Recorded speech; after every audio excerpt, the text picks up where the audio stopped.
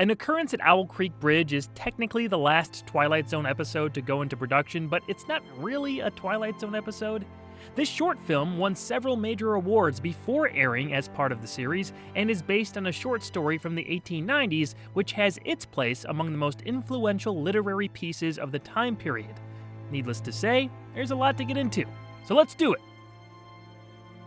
During the American Civil War in 1862, a Confederate civilian is about to be hanged for interfering with the maintenance of the Union-captured Owl Creek Bridge. Before his final plunge off the structure, his thoughts drift to his wife and young children at their home. Clinging to those memories, he's dropped to his death, but the rope being used to hang him snaps and he falls into the creek below. Somehow, he's able to escape his restraints and floats above the surface, gasping for air. The Union soldiers begin firing on him as he swims away, evading bullets. After surviving dangerous rapids, he's washed ashore and continues to make a run for it. Soon enough, his surroundings become familiar through the delirium of exhaustion. Just a forewarning, I'm going to do my best with these French pronunciations. The original short story of the same name by writer and Civil War veteran Ambrose Bierce was first published in 1890. It has been widely praised in the last century plus as highly influential for its concept and ending twist. While not the first page-to-screen adaptation, the French short film that became this Zone installment received prestigious accolades.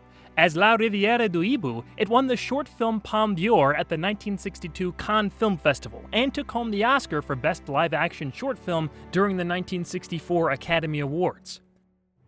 There are a couple different accounts on how An Occurrence at Owl Creek Bridge became part of the Twilight Zone. In Mark Zickry's The Twilight Zone Companion, producer William Frug was interviewed. He claimed bringing the film in was his idea, since Season 5 was over budget and they still had one episode left to produce. There was some pushback from CBS executives, but eventually they agreed, and the TV rights were purchased for $10,000, well below the standard budget for a single episode. After making some re-edits to fit broadcast length and shooting an original on-screen intro with Rod Serling, the season ended up under budget. However, in Zickry's third edition, he adds an addendum that gives credit to Martin Grams Jr. and his Unlocking the Door to a Television Classic publication for the correct background and financial numbers. As Grams gathered from legitimate production documents, it seems it was actually Rod Serling who originally saw the film and was in contact with the appropriate parties. It was screened for Frug and CBS executives thereafter. The true purchase of the TV rights came out to $20,000, not $10,000. Another $5,000 was tacked on for editing fees, and An Occurrence at Owl Creek Bridge eventually aired on American television on February 28, 1964.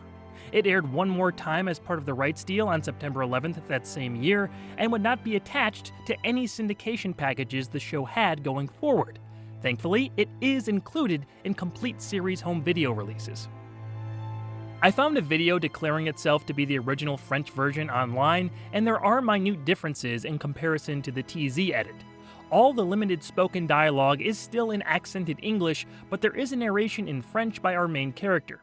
No such narration exists in the American broadcast. The short film is listed at about 28 minutes and had to be trimmed for TV, but there doesn't seem to be any extended sequences cut out. It looked to be a case of chopping things down across the length of the story.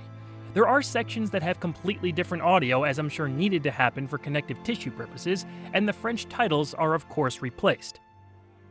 The research pretty much confirms that Rod's on-screen appearance at the top of the episode was the last thing shot for the original Twilight Zone series. He had to introduce things in a different way to prep the audience for a piece of work with very little dialogue and that looked much different than your run-of-the-mill trip into the fifth dimension. Tonight, a presentation so special and unique that for the first time in the 5 years we've been presenting the Twilight Zone, we're offering a film shot in France by others. 14 installments had yet to air, but this being the last thing they produced for the series is quite appropriate. It's clear that An Occurrence at Owl Creek Bridge had more time and money put into it than most, if not all, TZEPs. It also got borderline experimental in depicting the state of mind of our main character, named Peyton Farquhar, in the short story. The production team achieved this with some innovative, energetic, and daring visuals, along with an expert use of ambient noise, Foley, and general sound design to take the viewer on a journey from imminent death to the thrill of escape to longing love. Music is played sparingly.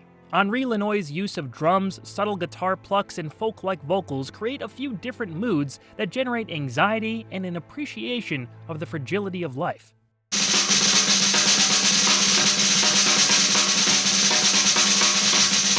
The buzzing flies, the splashing fish, they moves around this living man. Roger Jacquet as Farquhar has to convey everything to the audience with facial expressions. He does an excellent job of bypassing language barriers by giving reactions that instantly connect us to his emotions. Sometimes it's a little over the top, and the added audio of laughs and grunts don't always help, but it's easy to give him a pass since he carried the entire weight of this character's arc through a smile, gasp, or raise of an eyebrow.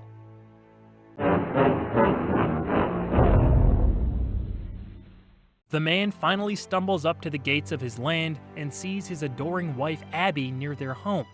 He runs to her at full speed, but just before he can fully embrace her, a force pulls back on his neck. We cut back to the Owl Creek Bridge, where the man swings in his noose. His escape and reunion with his wife was all imagined, moments before the rope broke his neck. The premise of living out long periods of time, or even a whole life, in just a few seconds is something we've seen in many stories over the years. I'm not sure if I'd categorize it as a trope, but it's certainly a known plot device to most fictional narrative enthusiasts. Many attribute the spark of this idea to Ambrose Bierce and his story. Seeing it done here is not as unexpected as it might have been decades ago, but it's still effective and plays out in a way that emphasizes what's happening through the camera's lens. Many bits from the text were adapted well in that sense. Major credit has to go to Robert Enrico, who adapted Bierce's work and directed the short. Along with his production team, they created something that still holds up. Bierce gave the Peyton character more background that's not covered in the episode. There's a whole flashback to Farquhar's northern Alabama plantation where he and his wife interact with a Confederate soldier, who tells him of the bridge and its Union occupation. Not being able to serve in the Confederate Army, Peyton feels a need to help the cause and takes it upon himself to blow the structure up. After being betrayed by the soldier, who's actually in the Northern Army, he's captured by Union forces and hanged for his attempted actions. An Occurrence at Owl Creek Bridge has been adapted or was a base of inspiration for plenty of other works since it was published. There was both a silent film and a different TV version before La Riviera du Hibou. In 1959, Alfred Hitchcock Presents' fifth season featured an installment taking on Bierce's short story. It was written by Harold Swanson and starred Ronald Howard, a different Ronald Howard, in a bit of a different angle on the events of the original. There's a lot more of Farquhar searching for his home and added material that sort of takes away from the intended impact, but the basics are the same. This actually feels much closer to what an in-house Twilight Zone adaptation might have produced, at least in terms of production value. The short film and its inclusion into this series is without a doubt a recommendation. The higher production quality and fantastic visuals make it a unique must-see. I wouldn't categorize it as one of my favorites, but it should be experienced by admirers of the show and just good quality filmmaking. So make your way across this bridge and step to the other side. There, you'll find a beautiful, hidden sector of the Twilight Zone.